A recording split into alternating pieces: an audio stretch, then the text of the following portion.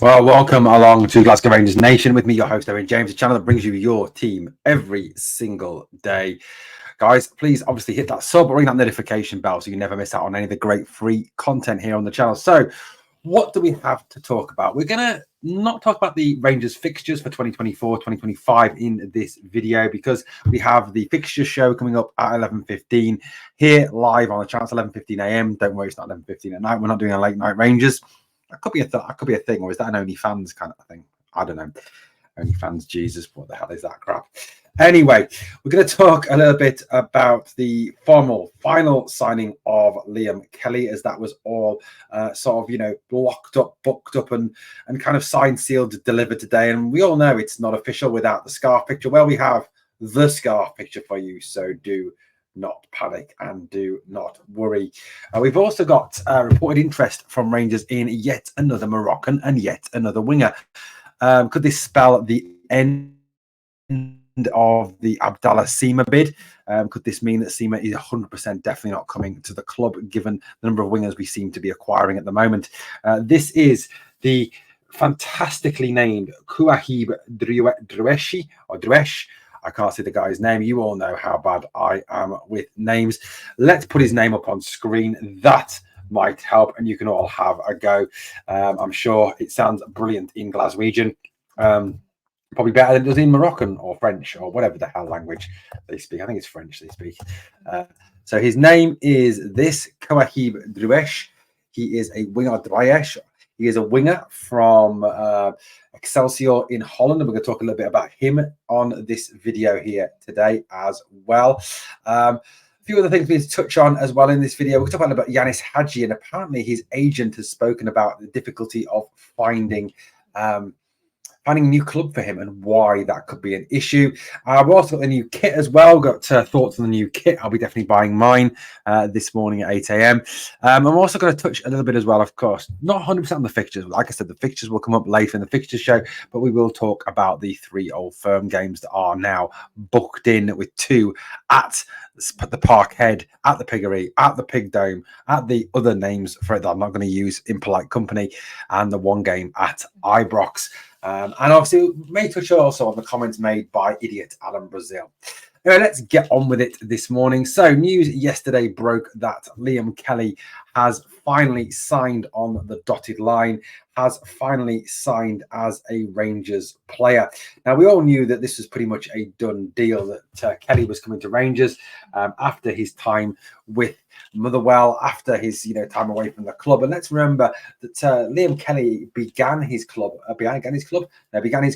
even with Rangers. So, it's great for him to be back, something that he acknowledged in his interview that he gave, obviously, to Rangers TV. He's also vowed in his interview as well. I think this is kind of good because it shows his ambition. It shows, where his head's at. By the way, we do need to have this before we carry on. Here it is, guys. It's official. Officially official. There it is in the top with the scarf. It's now official. It's signed, it's sealed, delivered. Forget a contract signing picture. Forget a holding the jersey picture. It's never official until you get the scarf out. Anyway, back to what we just saying. Liam Kelly was talking and being very ambitious in his outlook towards his time at Rangers. Now, a lot of people have said this is a bit of a strange move for Kelly, going from being a first choice at Motherwell to probably sitting on the bench at Ibrox for the vast majority of games. Obviously, you've only got to look at a keeper like Robbie McCrory, very talented, who got limited playing time, in fact, hardly any playing time last season, or because of the fact, obviously, that Rangers have the best goalkeeper in Scotland and one of the best goalkeepers in Britain in Jack Butland, who was absolutely outstanding last season. However, Liam Kelly has promised that he will push Jack Butland all the way. That he acknowledged, of course, that Jack is a phenomenal goalkeeper, but did say that he would do his very best to push Butland for the number 1 spot. Now, look, realistically, he's got 0 chance of displacing Jack Butland unless he's injured or Butland has an incredibly massive loss of form. Liam Kelly, is a good keeper, don't get me wrong. Fine game against us in that win for Motherwell at Ibrox, but he's not Jack Butland, is he? I think, but no one is Jack Butland. Jack Butland's just absolutely outstanding. What did he have to say? He said, I'm obviously joining a really talented group of players and a really talented group of goalkeepers as well. So I'm excited to join that and see what can happen over the next couple of years. He said, I want to push the goalkeepers that are here. I know Jack had an unbelievable season last year, and I played against him, and he was probably the best goalkeeper in the league last year. I'm aware of that. So hopefully I can push him on even further, and that will bring benefits to the team anyway. I mean, that's a great point. I mean, iron sharpens iron, two dogs, one bone. You know, if you've got two people all going for the same position, fighting hard, you do get people pushing up standards. If you know there's someone behind you who's pushing hard for your job, wants your job, you just raise your standard that little bit higher, don't you, to get that little bit better. He wanted to talk about his first spell at Ibrox as well when he signed his contract. He said, I was here a long time and I probably wasn't quite ready to play when I left the last time. It was definitely the right decision to leave. I'm a much better goalkeeper now than when I left. I am better for that. I had a successful time, won a lot of youth trophies and progressed into the first teams. Went to get some game time. I know the league really well now and have shown I can play at their level. So hopefully I can have a positive impact on Rangers. So it's good to hear Liam Kelly talking so optimistically, talking so ambitiously of his aspirations for, you know, his time at the club. And look, the likelihood obviously is that Robbie McCrory will be moving on. You know, Robbie does want that first team football, something that, you know, realistically he is not going to get at Ibrox. So, you know, there's a chance of him going somewhere else. You know, SPL has been talking about Aberdeen. I'm not sure about English clubs, but, you know, look, with him gone, having someone who's a real quality top level backup is exactly what you need. You know, you need a player that you know you can rely on, depend on. I think Liam Kelly certainly is that. You know, he's Scottish as well. He goes towards the quota. You know, he's a player that understands the league, understands the club, understands the rivalries with Rangers. I think obviously will help a lot of the new young foreign players coming into the club. So I think this is a good move by Rangers, a very good move. It's great that it is now official. And we have seen, obviously, the scarf picture, the holy grail of all signings. Okay, so let's move on to another target that has been outlined by a number of media outlets over the last sort of 24 to 48 hours. Now, I toyed with calling this video PSV Rangers because of the fact that Niels Koppen is very much turning Rangers into a kind of PSV-esque kind of model. You know, he's very much following that PSV Eindhoven model, going to, you know, different leagues, smaller leagues around the world, and picking up some of the best talent you can find. And, you know, certainly when he went and got the likes of, you know, Sangare and Sibari, you know, he showed that he you know, he's not afraid to go to different places to find talented players.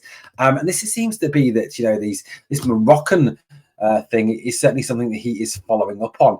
Look, I mean, Celtic went to Japan. They got a lot of very talented Japanese players who've had lots and lots of success for them. And I mean, I know these guys that have been linked with a move to us. I mean, obviously the Igman deal apparently is very close and will be got over the line very, very soon. But it seems to be that, you know, there is kind of a push for Moroccan players. Now, I know these two were not involved in this, but, you know, Morocco got to the World semi-finals last World Cup. They're no mugs. You know, they're certainly not the whipping boys of international football that they often were in the past. They are, you know, a very talented bunch. So, look, at the end of the day, we've got to kind of respect that and hope that these players that we are interested in, that we are looking to bring to Ibrox, these Moroccans are, you know, talented players who can really contribute to the team. So, who is this new player? So, this new player, as I mentioned earlier, is the aforementioned Kouahir Dresi, player that spent his last season in Holland, playing in Holland. He was with a relegated club, Excelsior. Must say I don't know the great deal about Excelsior, not one of the top Dutch teams on my kind of radar. Ask me about Feyenoord, ask me about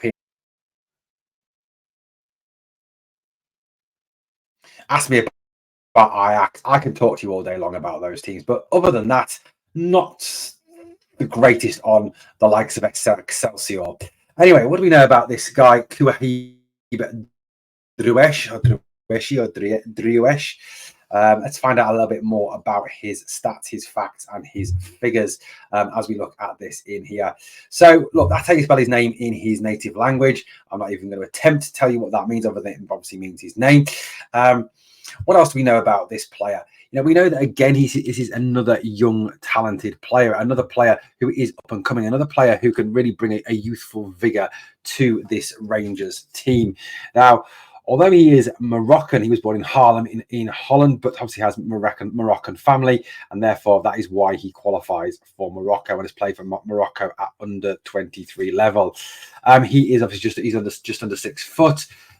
He is an attacking left winger, but has a right foot. Very much part of that inverted winger crew that is around. They're very much in fashion at the moment. Isn't certainly watching the European Championships. There certainly seems to be a lot of this playing players kind of right footers on the left and left footers on the right to kind of invert it. But, you can play right wing as well. And we'll look at the degrees to where he's played, in recent years. His contract expires in 2025. But, however, with the relegation of Excelsior last season, it is felt that Kouahiba is ready to move on, and that he would certainly be willing to move within Europe to another European club. And certainly, with what Rangers have to offer in terms of, let's face it, in terms of first team football, in terms of European football, there's certainly, an awful lot there for Rangers, and an awful lot there for Kouahiba as well, that will attract him to come to our club. Now, this is again another fast, quick, direct winger. Now, look, is part of this that the deal for Steam has fallen through, or the deal for Kabadai's fallen through? I don't know. I honestly don't know where we're up to with those. It's constant rumor, counter rumor. It seems that a deal is close, and suddenly it all kind of goes very quiet again from the club. So look, realistically, this could very well be a player that, if we can get him along with Kabadai, along with the signing of Cortez, in fact, we've also got Ross McCausland already at the club. A number of other players who can play out wide. I think you've got a situation there where they are looking for, that they will kind of look at it and think, well, I tell you what, I don't think that now we can really go out and sign Abdallah Sima. And I love Abdallah. My thoughts and feelings on Abdallah Sima. That I think he's absolutely awesome. But it could be obviously that the fee that has been demanded of him by Brighton, who obviously have just got their new manager, is astronomical and not something that the Abdallah thing. So a little bit more on this player here, this Kouahiba Dresi, or Druesh, or Drioesh, or whatever the hell. Actually, like I said, I'm awful with names. You know that. You know how bad I can be with names. I don't know what's going on. I used to be quite good with names. I did used to be quite good with names. But so there we go. Let's have a little look at the stats of Kouahiba Dresi. He played in the Eredivisie last season with Excelsior, played 26 times, them scored 6 goals, 6 assists, 12 goal contributions in 26 in a struggling team. That's something you've got to kind of couch this in, the fact that he was playing for a struggling team. Averaged a goal every 324 minutes.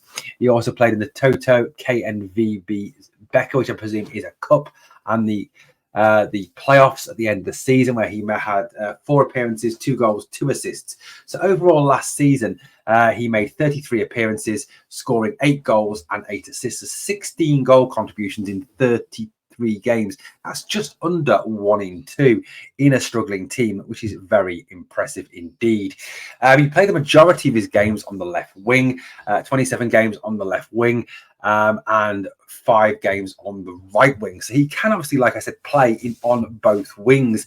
He's very much one of those top hybrid players that Philippe Clement likes, a player that can play in a number of different positions, and very much sort of kind of fulfills the MO of players that we're kind of looking at this summer. He is currently with Excelsior, where he's made 101 appearances, scoring 16 goals and 16 assists. He loves his even numbers, doesn't he? 32 goal contributions in 101. He started his career with Heerenveen, where he played for the under-19s and the 17s, the full Heerenveen team, and the under-21s as well. So, look, this is an interesting player, another interesting signing, another interesting possibility of a signing. Another player that, again, has very much Niels Koppen kind of stamped all over it, doesn't it? A very exciting player, I think. Look, we're going to do a bit more looking into him, a bit more research into him. I'm going to go away and watch a couple of his games tomorrow, see the type of player that he is. But again, it's exciting that Rangers are looking beyond the normal markets. We're not just looking at the traditional places we look. We are innovating. We are looking beyond that. And what is really positive for me is this is a real kind of change in motion, a change in direction for Rangers, something we needed as a club, because what we were doing previously clearly wasn't working. Well, guys, look, like I said to you, we will touch a little bit on the fixtures of the old firm. That's at the end of the video. We will obviously be touching on the majority on it in the fixtures show later on the podcast at 11:15 a.m. Please come and join us for that. Rangers have officially unveiled their new kit, which goes on sale today. It's the new home kit. I released it on the community tab on this channel and got some very mixed comments. Some people love it, some people hate it. I think some of it is just the anti-Castor feeling that there is. I don't personally mind Castor. I think they've got some nice stuff. Some of the sportswear is very good indeed. You know, the kit, very traditional with a bit of blue, obviously the full blue, a little bit of red on it. I would have liked it better if they'd kind of gone with a concept badge, that badge from the away kit on the home kit as well. I think that may have made it stand out even more. The nice touch, though, is, of course, the words of Sir Walter Smith. Now, I know he's not really a Sir, but it is to Rangers fans, he will always be Sir Walter Smith. His words are on this jersey as a lovely tribute to our former manager. And, you know, look, Walter deserves all the praise he gets. And on the shirt, for those of you who can't read that, it says, there are people for whom Rangers Football Club is their entire way of life. And I think that is very much true. There is a lot of people like myself that, you know, Rangers is a massive part of our lives, isn't it? It's huge. It influences our mood on a daily basis. During the season, when we win, we feel great. When we lose, we feel terrible. When we lose to Celtic, we feel even worse for weeks afterwards until the next time we can put one over on them. You know, it's a roller coaster ride supporting this club. It really genuinely is. But I love those words on there. It's a beautiful tribute from Castor and from the club to Sir Walter. You know, look, I think Walter should be posthumously knighted. I really do. Come on, King Charles, get your sword out and get knighting posthumously. Okay, just to finish off with the fixtures, like I said, we will look at those on the fixture show later. But the 3 old firm games that have already been announced, obviously the one we post split will be at Ibrox this time. Obviously, the last one was at Parkhead. So Rangers will start in the 4th game of the season will be on the 31st of August against Celtic at Parkhead. The first Ibrox game is on the 2nd of January, the day after New Year's. And the 3rd game is at Parkhead again, but this time on the 15th, my apologies, the 15th of March. But that first one, you know, it's going to be a massive test, isn't it? You know, new signings in place, only had 3 games together. Have we got the team up and running? Have we got the team together in enough time to take on Celtic? You know, we need to be going into that game against them with 9 points. We need to be coming out of that game with 12 points. We haven't won at Parkhead in what seems like an eternity, and that's something we need to turn around on the 31st of August. Interesting to hear that Celtic infected radio presenter Alan Brazil saying that, well, that's 3 points in the bag already for them. Arrogance from the fat man. But, you know, at the end of the day, look, this is going to be a battle. It needs to be a battle. And Philippe Clement does need to win that game. You know, with the fact he's not yet beaten Celtic, he does need to get one over on Brendan Rodgers and those lot in green and grey on the other side of our city. Guys, we will be back obviously at 11:15 to talk to you. And if that's already passed, if you're watching this in the afternoon and evening, go back and check out the podcast earlier, the fixtures show, which I'll be talking all things Rangers fixtures. Well, thank you for watching Glasgow Rangers Nation, guys. As always, you know what?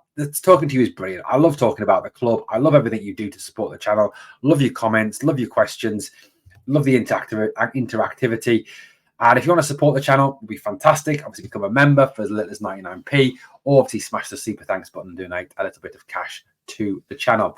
Thanks for watching. As always, please smash that sub. That's the best thing to do to help the channel grow and be a success. And the final 2 things I always ask of you on the way out. Number 1, smash that like, beats that algorithm. And number 2, remember always, we are the people.